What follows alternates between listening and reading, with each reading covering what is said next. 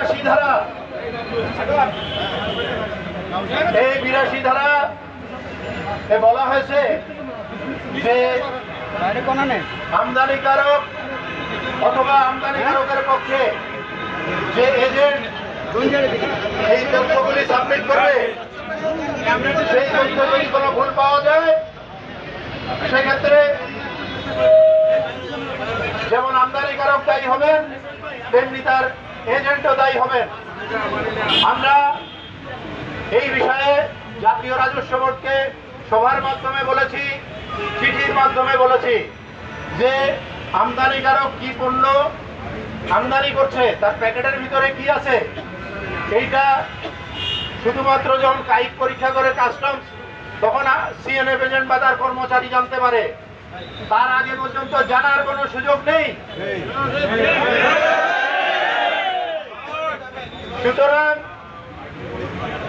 এই ক্ষেত্রে এই আইনটির আমরা প্রতিবাদ জানাচ্ছি। আপনারা জানেন যে শুল্ক আইন অনুযায়ী আমদানিকারকের পক্ষে